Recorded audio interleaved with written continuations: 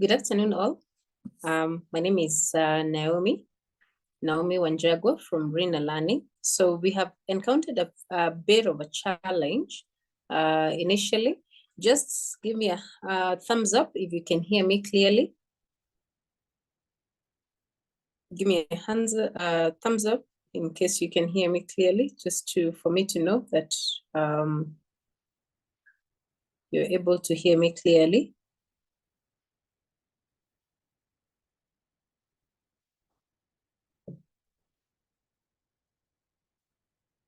Lara, can you hear me? Frida, can you hear me? Yeah, I'm not getting any rest. Okay, fantastic. Yeah. All right. Welcome all. On our end, we encountered a challenge. We do apologize for that. We had a little bit of an issue, a glitch with Zoom. But I'm glad the few of us that we've managed to get in, we're going to make the most of it.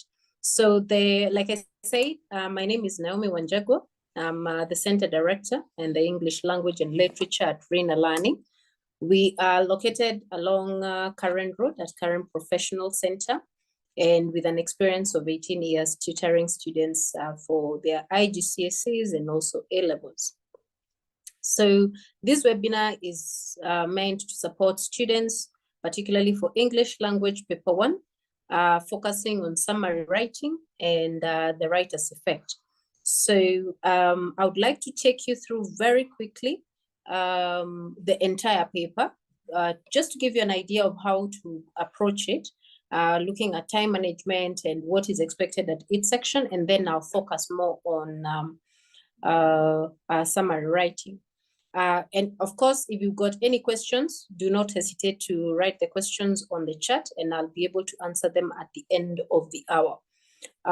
So I'll go ahead and share my screen. Okay.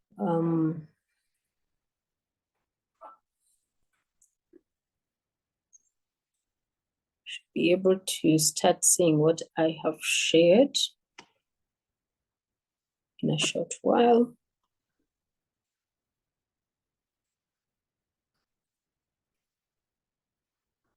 All right, one of you or all of you, okay, this is the wrong one, but let me change it. Can you confirm you can see my screen?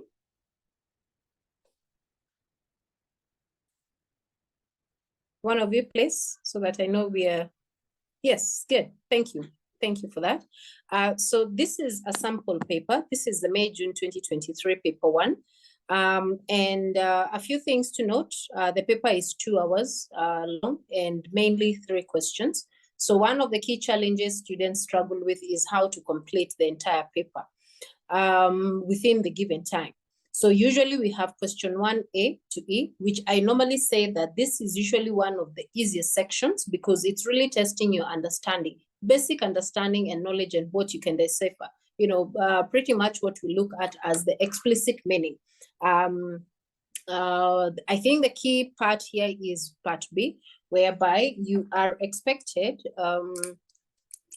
if I focus on question 1B, to use your own words. You can see this is a 2-mark question. So really what you should focus are the 2 words, you know, reputation and expert. And of course you will give the meaning of the word based on the context. So you need to always ensure that you have got, a very good understanding of the text. And ordinarily I tell students that by reading the text only once, will not give you a good idea of what the text is. It will just give you like, this is what the text is about.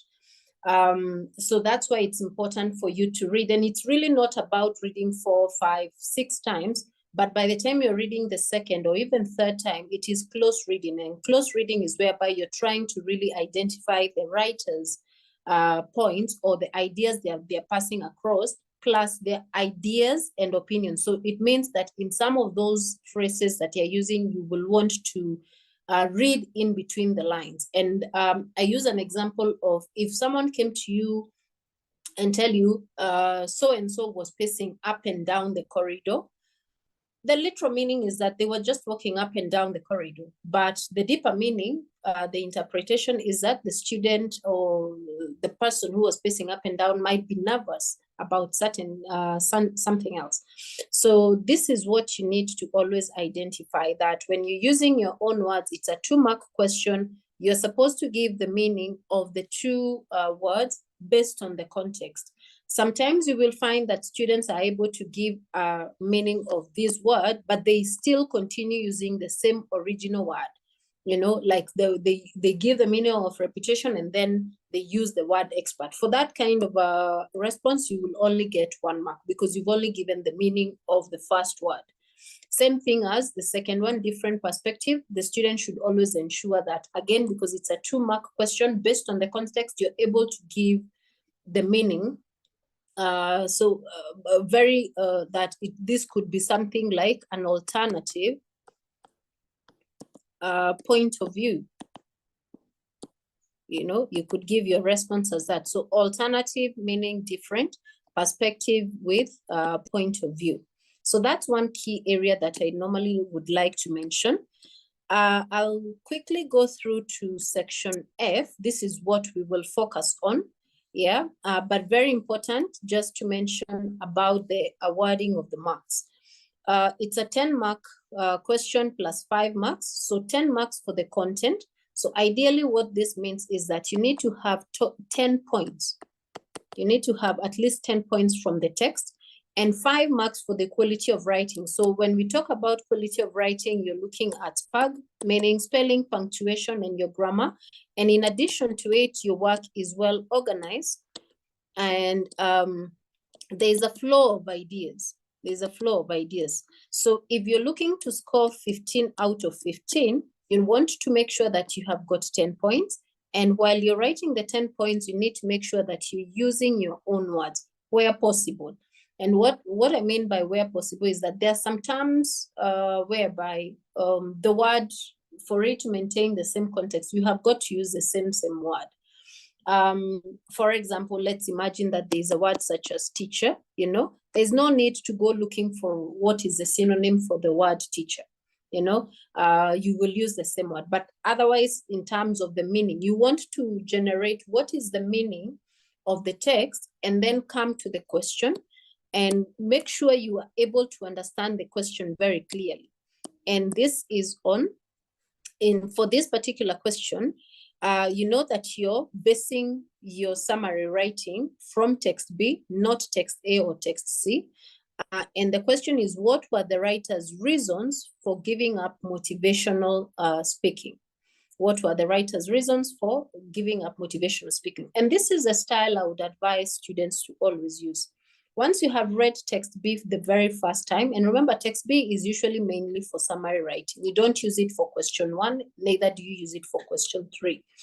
When you skim and scan through the passage, you're able to get what the main idea of the text is. Then now that you know the question is asking the reasons for giving up motivational speaking, you will be reading the text, trying to find any reasons that the writer has given. Now, not all reasons are overtly stated. It means that you've got to look for the deeper meanings, that a certain statement can be flipped around and can be looked as a reason. So I'm going to focus on this to start off with. So we now know that the question is asking for the writer's reasons for giving up motivational speaking.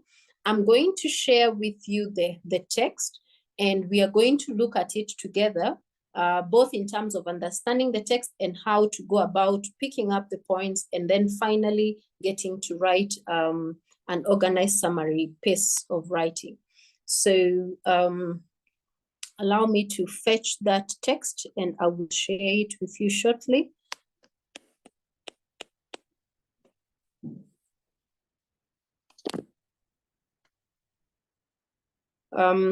Who's got a question that they would like to ask so far based on what I have mentioned? You can unmute yourself and ask a question as I get the text ready.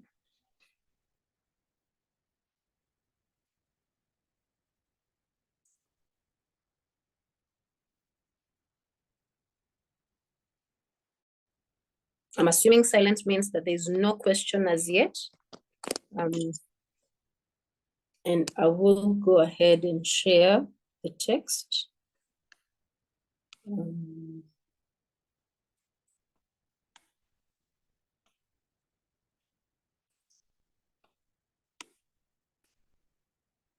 I can see those. Okay, Lara, that's a good question. You asked, what is SPAG? SPAG stands for spelling, punctuation, and grammar. Yeah, spelling, punctuation, and grammar. That's a good question.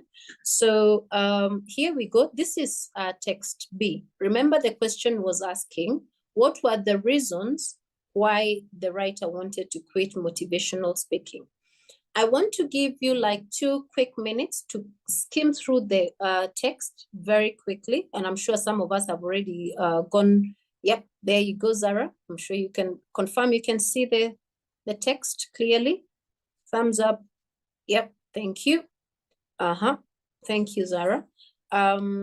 So I'll give you a few minutes to read through the text so that you have an idea of what the text is. We've got the context. Then I will work through with you how to start identifying the reasons. So I'll give you a few minutes. When you're done, you can give me a thumbs up.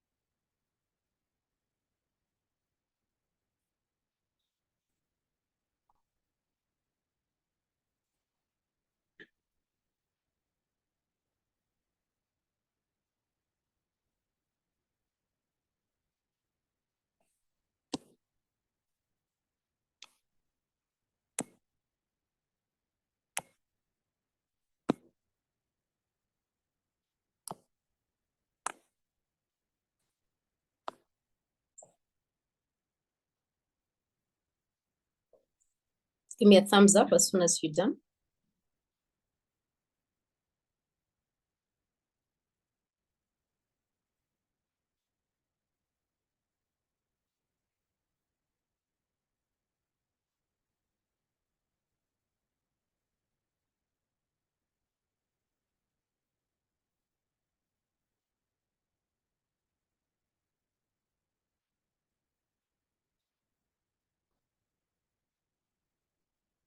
Right. Thanks, Laura.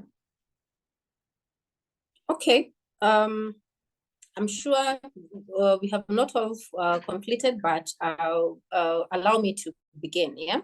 And I will be highlighting the key sections. So now that we have got a main idea of what the main idea of the text, we now need to recall what the question was, the reasons for quitting motivational speaking. And there's a section that students normally ignore. Students normally ignore this section here, thinking that it is not important. This section is usually very important, and even some of the points might be found from this. So it starts with, the writer of this text has been on a wheelchair since birth. So that is the first point. Let me make that a little bit and is a well-known motivational speaker. In this extract from her blog, she explained why she decided to quit. Now, I'm going to be underlining as I explain. I'm going to explain why I have picked that as one of the reasons, as we go on. So many of you know me as a motivational speaker. I've always enjoyed that work, and hearing my introduction being read on stage, it makes one feel accomplished, but I question myself, is that really me? That's another one. I never imagined I would come this far. My passion for humanity brought me here, but the best contribution ever is honesty and sincerity. She's hinting at something. After many ups and downs, I'm raising my voice one last time to protect my legacy, inspiring the next generation to be individuals with substance and minds of their own. And after careful thought, I'm quitting motivational speaking. Motivational speaking was never a choice I made. My peers were matched with engineers or doctors. As a disabled individual, I was matched with being a motivational speaker. It's just like because I have a disability, I automatically qualify to be inspirational. I never got up on stage on my own. I was put up literally and metaphorically, even before I could figure out the path I was on. It also overshadowed other conscious choices I made. People ask about my story, but I really don't have one. Many motivational speakers have tragic stories. They've been through adversities. They've lost what held value for them. I didn't lose anything. What seemed lost, I never really heard. My story is not tragic at all. It was my lifestyle since day one. I'm expected to make it sound like a tragedy, but the problems I face are very much what any individual might experience. While I'm on stage, audiences rarely see beyond my disability. I have organized many events, challenged policies, have 2 degrees, enjoying bringing ideas to the table. I'll also key on that. It all gets wasted when people know me as a motivational speaker. The apparent glamour outshines everything I have done and want to do. That's also a point that we could use. During interviews, I'm always questioned about the struggle of my life rather than my thoughts on how to correct the education system. No one really knows about my main work for the past 10 years. I've struggled more as an entrepreneur than as a wheelchair user, but seldom will I be asked about it. I don't mean we don't have good speakers or all my experiences were bad. We are great speakers, and much of my success is thanks to the supporters who invited me to speak. But if motivational speaking is your only source of income, beware, you will need another one. The stage is the biggest gamble ever. One day you are praised and everyone wants to hear you. Then comes a day when everyone has heard your story. The intensity is gone. Then comes another day when another person walks up on stage with a sadder story than yours. Then what? I'm not an entertainer. I'm an author and chief executive officer of my company. Now, I have highlighted these points now. As I was reading through, I was thinking about the question, reasons that made the writer quit motivational speaking. If you remember, this was the first point that I picked. And I'm going to combine this point here with that point there. That the writer has been on a wheelchair user since birth. And she says that I didn't lose anything, what seems lost. So I can already tell that that is one of the reasons, that the reason why she wants to quit is because she doesn't have a sad story to tell, but automatically just because she's on a wheelchair, people expect her to give a tragic story, you know, and for her, she doesn't have a tragic story because that's how she was born. Then there's a hint being given here. This is one of those implicit meanings that, you know, when she asks, I question myself, is that really me? Which combines with this. If you combine the two, she's talking about there's an aspect of dishonesty. There's an aspect of dishonesty, or there's an aspect of fakeness, you know? So she's quitting because she feels that she's not fake, she's not original, excuse me, or rather she's fake, you know? And if I combine the 2 points, remember we talked about how you're expected to organize your points. You can start by indicating that the writer was born this way. And one of the reasons why she feels she needs to quit is because she was forced into it. This is a point that is there. She was forced into it, you know, and she's expected to give tragic stories. And as a result, she feels that she's not honest. It's a life that is fake to her. One other reason, which is maybe openly stated, is that she needs to protect her legacy. She minds about her reputation, you know, and her legacy is really to inspire the generations of individuals of substance. So already you can see I've managed to pick very implicit meanings from the text, because you can see when you look at this question here, is this really me? You should be able to interpret it and combine it with the second point where she's really trying to suggest or hint at. She doesn't feel like this is something that is real to her. And what I mean by real is that because it was forced on her, she feels like she has got to pretend like she has a problem, whereas she doesn't have. Then we continue. So already you can see and remember, the same way I am annotating, you are expected to do so. Because at this point, I need to mention one of the key challenges when we get to writing, a lot of us have thought that we pick a sentence from the text and we change one or two words. No, that is not your sentence. That is the sentence from this author. So you need to have your own interpretation, maintain the meaning, but come up with your own sentence. And by changing one or two words from an original sentence from the text, that's plagiarism. And it will not be considered using your own words. That is usually one of the greatest challenges students have, that they think because they're using synonyms and they've changed one or two words, but they have used the same original sentence and changed one or two, that they're wondering why are they not getting full marks. It's because those are not your words. So as you annotate your text, you want to try and join. This is like a brainstorming session with yourself. So you will join this point and where was that?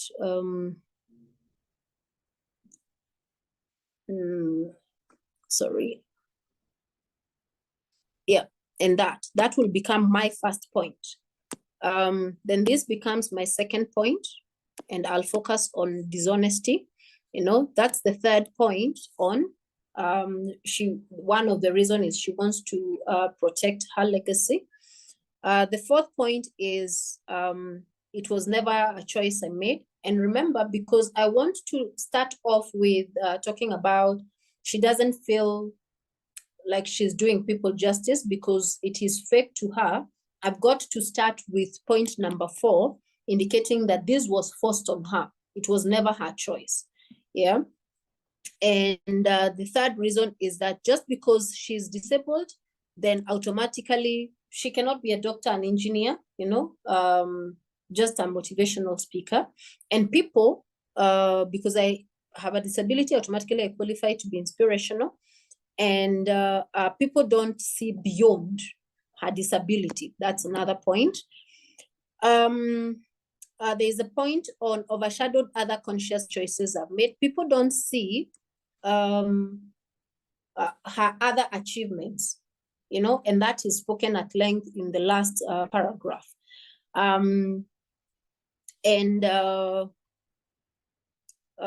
What other point can I pick? The problems, yeah. So this is very close to number 6, because it was forced on her, and people do not see beyond her disability and do not recognize that she's got other achievements. People forget that she experiences life just like any other human being. We've talked about people rarely see beyond the disability. She talks about she has got other achievements as well. That's another point. Then she says it gets wasted, her achievements, when people know me as a motivational speaker, the apparent glamour outshines everything I have done. So if you look at that point, you could categorize it. It's like people do it for fame, people do it to get money out of it. But that's not the kind of thing she wants to do. There's so much to life than that. Lastly, she says that she's not an entertainer. So of course, there are many more points that I would have picked, but those are my 10 points. Remember, we said it's 10 marks for content, and we've got 5 marks for quality. Now, so we've got our 10 points, but the most important thing is that now that we have read, we have highlighted, we have tried organizing, most likely I will spend about 10 to 15 minutes doing this. I need to tell myself as a student in an exam room that, yes, there is the time factor, but if I concentrate on time, then that will set in panic, and I will be focusing on that rather than organizing my ideas in my head. So once you have these points, I'm going to stop sharing that such that I actually cannot see the text, to allow me write organically, you know, straight from my head because I have the reasons. And I'm going to type on the screen, showing you an example of how I advise students to approach it. And like I said, as we move along and there's a question you've got, please share with me what are the challenges that you mainly experience when doing summary writing so that I can be answering these questions as we move along. Now, so here is how I would go about answering the question, and I will explain when I'm done.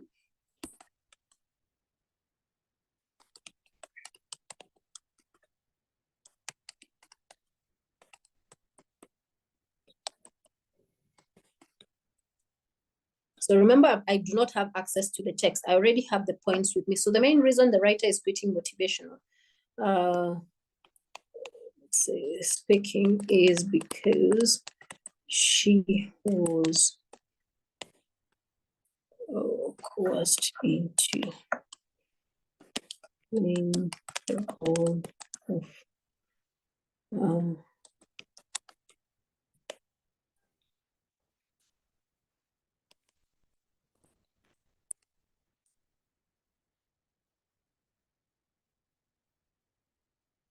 okay, Zara, you're saying you're just seeing a blank screen. Is everyone else seeing what I'm typing? Someone can unmute and say yes or no. Can you see what I'm typing out?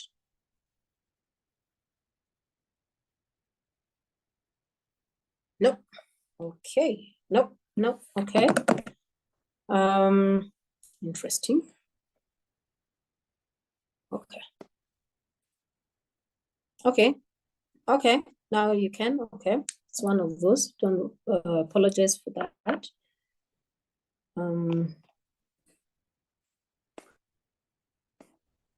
I'll have to start all over again. There.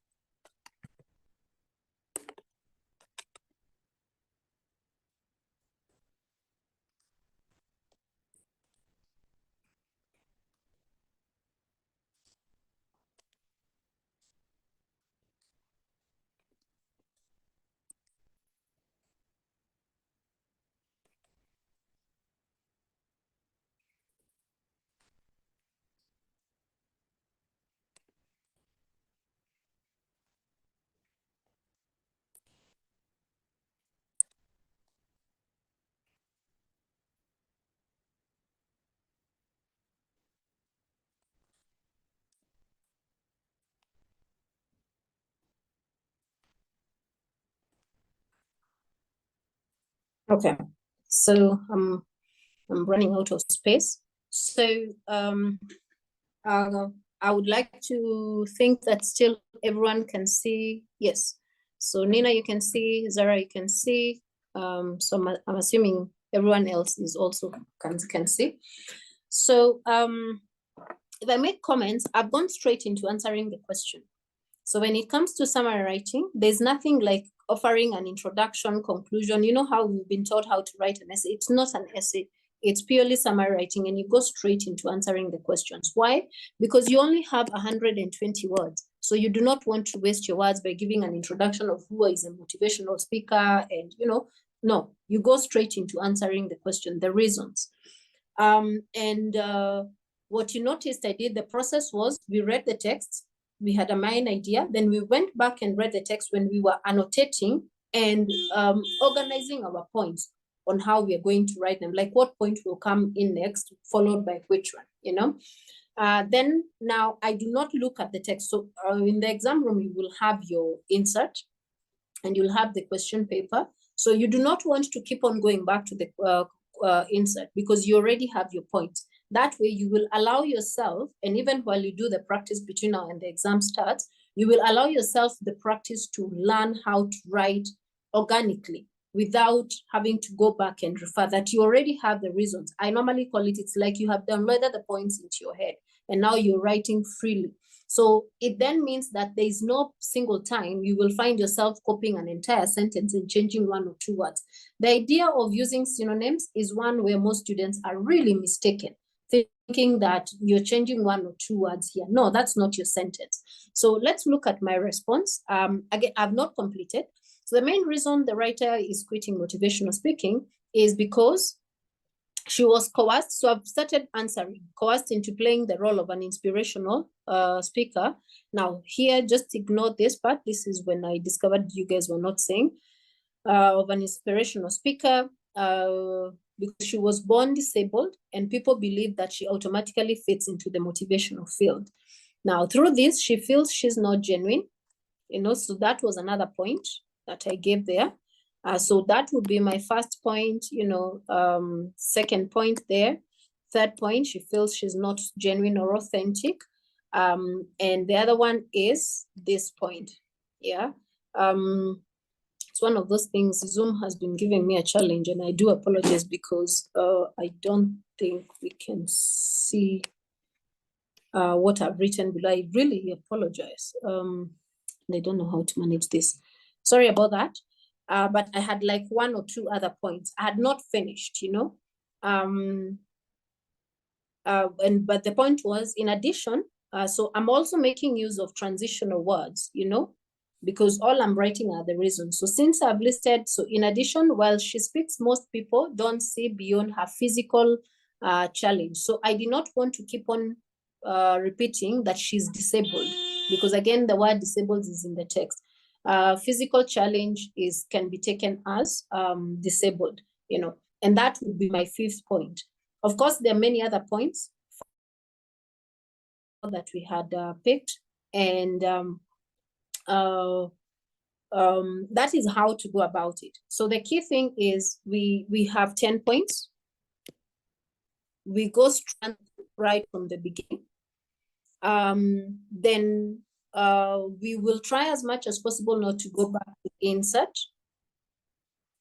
so that then now we ensure that we are using our own words.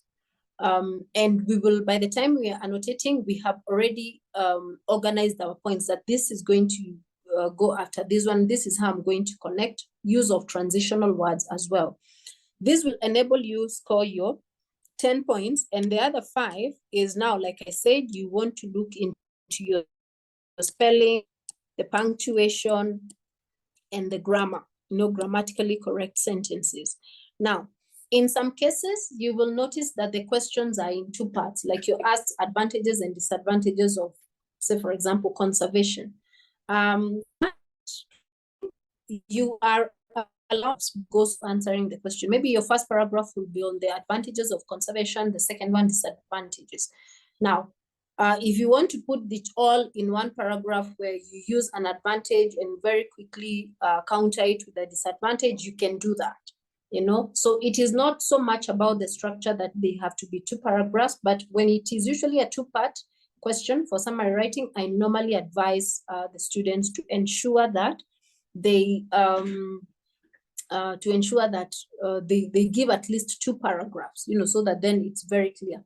And strictly sticking to the 120 words. We do not want to be writing 130 and above, because usually anything above 130, the examiner, they've got lots of papers, to go through. They will not look at the words after 130. So try as possible, much as possible, as you do your practice, to work within the 120 words.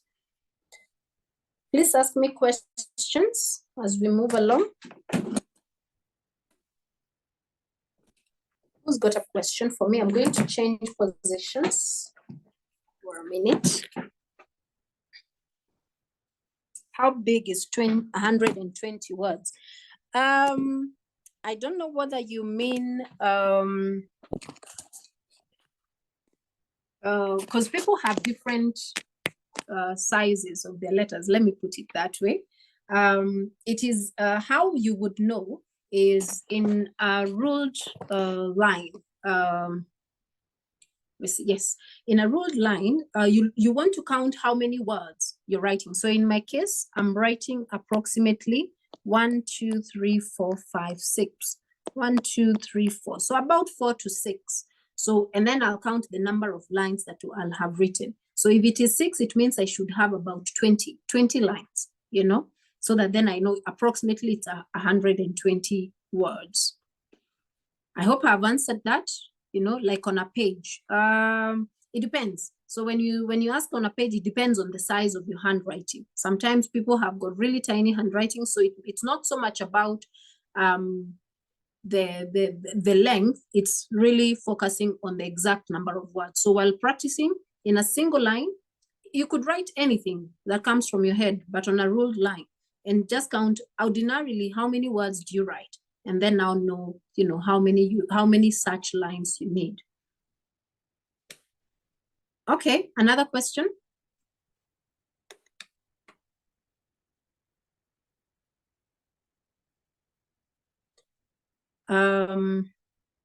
All right, so I'm going to assume there is no question, and I will move on to paper 1, analyzing how to go about it.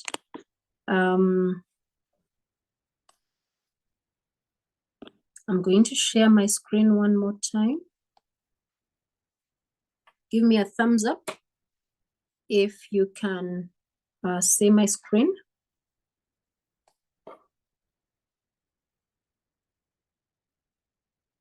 Good, thank you.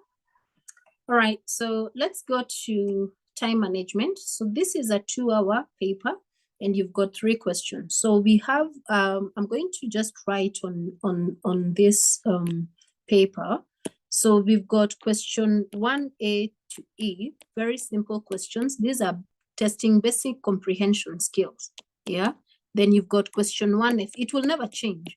It's summary writing, yeah? Then you've got question 2A and B. This is where we've got grammar sort of questions. So where it's mainly focusing on the meaning of words. Then we've got question 2C. Question 2C is the writer's effect question, but it's only a 3-mark question. It's just one example. And then you have got question 2D, the writer's effect long question. Yeah, this is usually 15 marks. The summary writing is also 15 marks. And then lastly, we have got question 3D, which is directed writing, which is 25 marks. Yeah, so if you look at that, then you know where to. I'm not going to say that question 1A to E and question 2AB are not important, but a lot of the marks are on summary writing, writer's effect question 2D, and question 3D. Because you can imagine if you're able to get a high score out of 25, out of 15 and 15, already you can see that the paper, you will have already gone way past the average, you know. So you want to make sure that you understand fully how to answer summary writing. I hope I have helped you to at least get an idea of how to even get the deeper meaning. And then now you get into the writer's effect and directed writing. Now, I had mentioned that it was going to be between 2 and 3. We may have to have another session where we will focus on writer's effect because I do not want to rush through going through this. So let's look at the 2 hours and how we can, so 2 hours, how we can distribute those. So 2 hours is 120 minutes. I will not divide the 120 minutes by 3 because the time spent in question 1F, question 2D, and 3D is way more than how much you'll spend in the question 1A to E and question 2A, B, and C. So I would want to imagine that, of course, you've got 3 texts, text A, B, and C that you'll be reading through. You spend about 5 to 10 minutes answering question 1A to E. Again, you spend 5 to 10 minutes answering question 2B. 2 minutes really for question 2C. So if we assume that you used 10 minutes for question 1A to E, 10 minutes for 2A and B, that's 20 minutes plus another. So you've got 22 minutes. Yeah. And cumulatively, because we've got text A, B, and C, and we know that we're not just reading the text once, because we said any of the text you'll be provided, you will not get the deeper meaning if you just read it once. So you'll find yourself reading the first time for the main point, and then the second and maybe the third point, the third time, really closely reading. You know, the key word here is closely reading, where you're annotating and thinking about what is, if I'm to flip this sentence, what exactly is the examiner trying to, not the examiner, the writer trying to say, like in other words. So we could say we want to use about 20 minutes writing summary writing. We want to use about 30 minutes writing writer's effect, and we want to use another 30 minutes for directed writing. So directed writing 30 minutes, writer's effect 30 minutes, that's already an hour. 20 minutes, so that's 1 hour, 20 minutes. And then we had, so plus 1 hour, 20 minutes. So that gives us a total of 1 hour, about 40 minutes.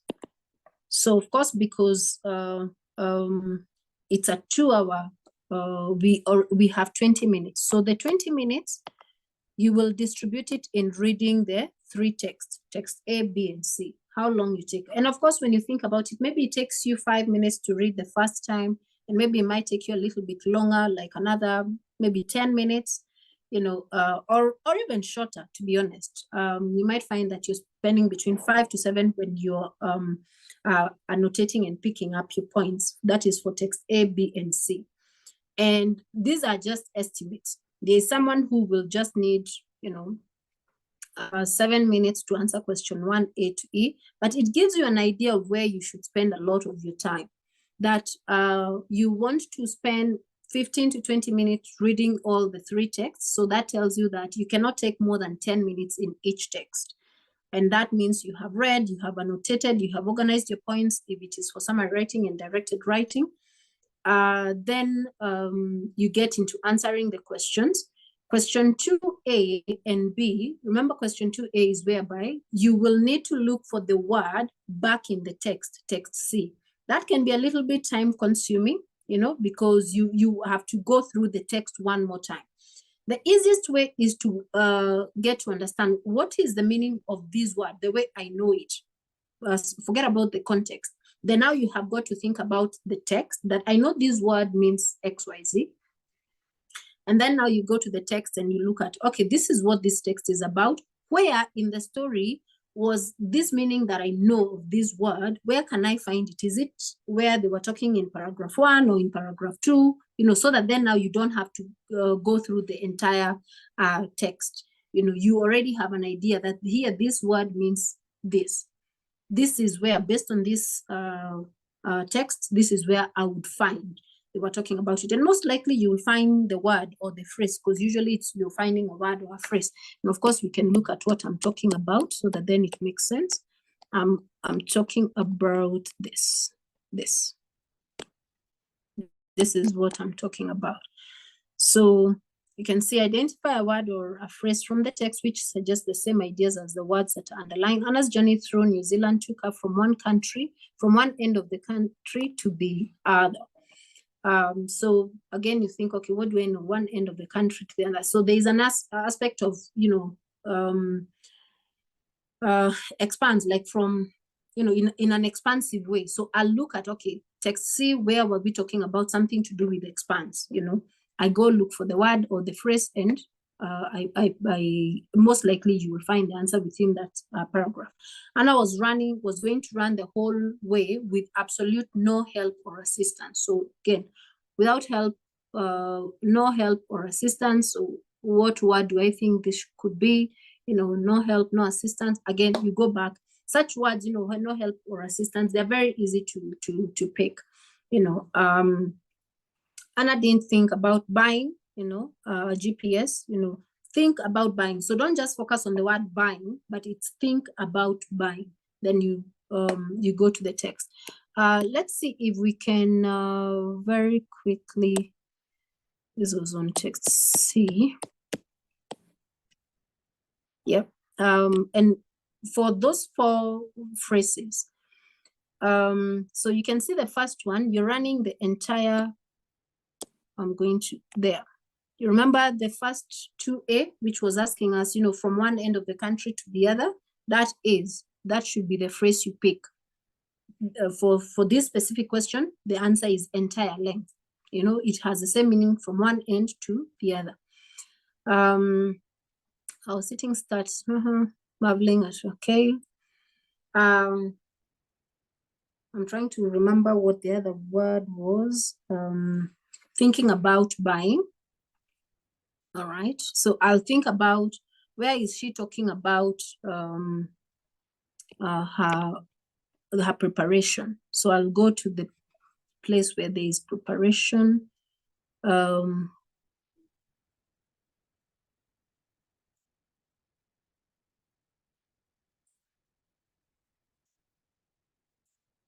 Okay.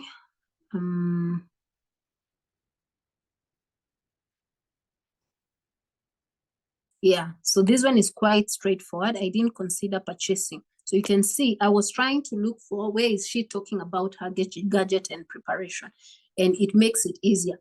Remember, all this is to help you save on time so that you don't spend all your time trying to look for the word. So that's how to approach question 2A. Question 2B, really, you've got to understand the topic, then give your own meaning. Give the meaning based on the context, because words have got different meanings. So you want to make sure that you give the meaning based on how the word has been used. So when you hear me talk about context, is based on what is being discussed at that particular point. Now, so I hope, I know it has been a little bit rushed, but I did not want to already take so much of your time. What questions have you got so far? So we've looked at how to answer summary writing, the strategy, the steps to take.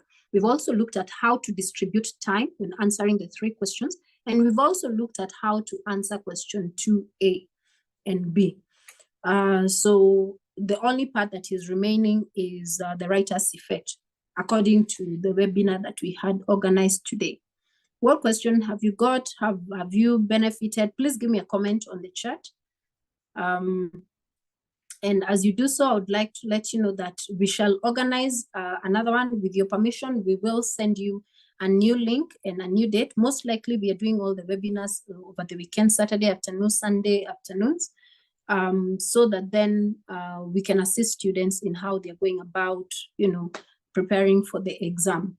So our next one will be next Saturday, same time, 2 o'clock. We shall send you a new link and we will focus on directed writing and writer's effect. Please give me a comment, on the chat. We've been too quiet. And of course, I've been talking all along.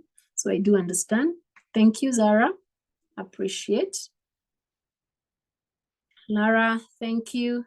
Thank you so much. I'm glad you have enjoyed. Yeah. And you have my email address. If you've got a question that, Miss, I'm going through, this paper and I am struggling, do not hesitate. Do not hesitate to email me and I should be able to assist you. So without further ado, I would like to say thank you so much for your time. I did not want, I already extended by 30 minutes, given that I had said it's 2 to 3. I hope I've not disorganized your day. So you can go ahead, you can take a screenshot of what is on the screen, just in case you want to know more about what we do. We offer all these other subjects: math, biology, chemistry, physics, business studies, economics, accounting, history, geography, travel and tourism, psychology, sociology, law, and focusing on IGCSE, O-level, AS, and A level. Yes, Lara, we do. We do. Thank you for the question. Lara, take our number. I think the number is written here. You will notice the number there, or our email address for more questions, and I'll be able to attend to you. So we cover students who are doing the IGCSE O levels, MYP, IB, that is the IB Diploma 1 and 2, and of course the A levels. So subjects such as psychology, sociology, law, those are offered at A level. And the tuition is individualized. Yeah. So thank you so much. I don't have anything else to say. I would want to wish you a good afternoon, remainder of the afternoon and the weekend, and look up for our email on the, we'll have a couple of them coming up with different subjects, different times. Once again, thank you so much and goodbye.